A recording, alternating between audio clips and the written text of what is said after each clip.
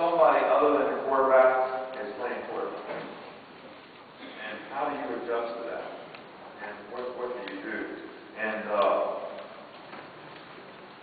we obviously call Wildcats for our players, and we do basically three things.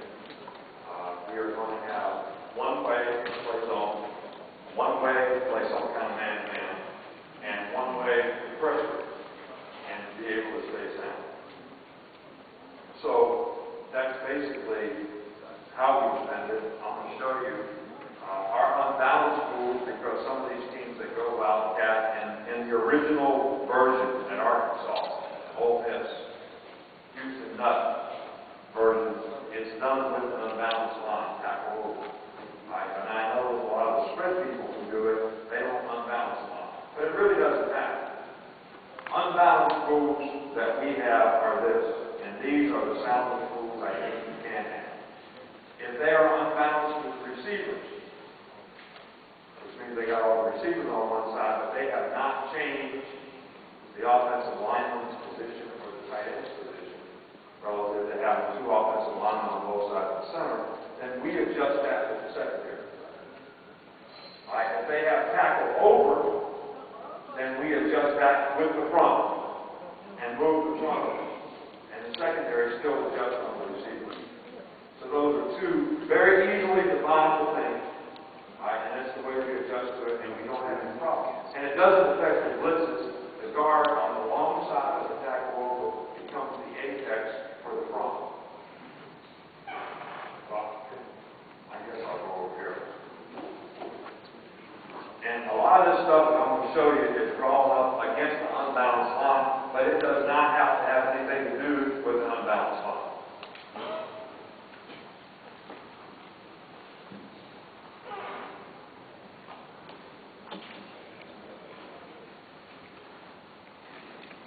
All right, like right here.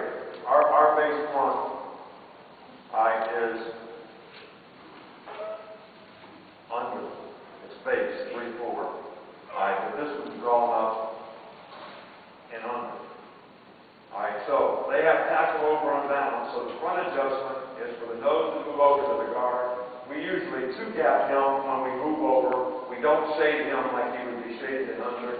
All right, and we still would set the front to the wide, so we would call tight right here. Our Mike would call tight right, and the center is really the guard. The guard, the left guard, as we look at the right guard offensively, is the nose.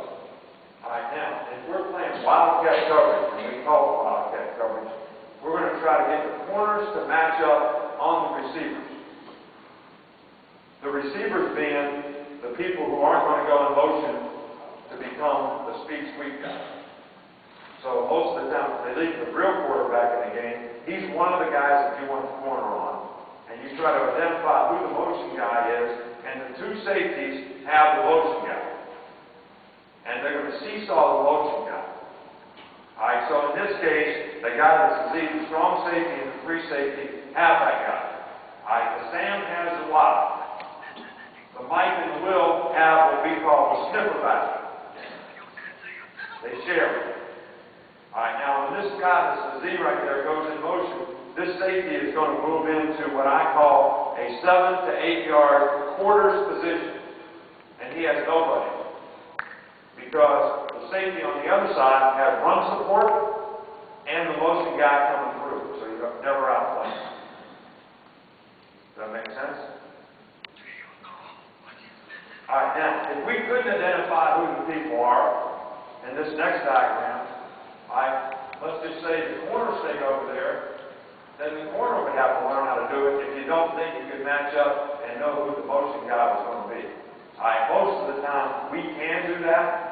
All right, so we would play corner on the quarterback, corner on the receiver, on the line, who won't go in motion, and the two safeties have the Z. Sam has the tight ends, these guys have these two guys. All right, now, and it doesn't matter what front we're playing. If we're playing base, if we're playing 40, if we're playing whatever front we're playing, all right, we check the Wildcat when they have a non-quarterback playing quarterback. That's how we'll play. Does everyone understand that? It's simple.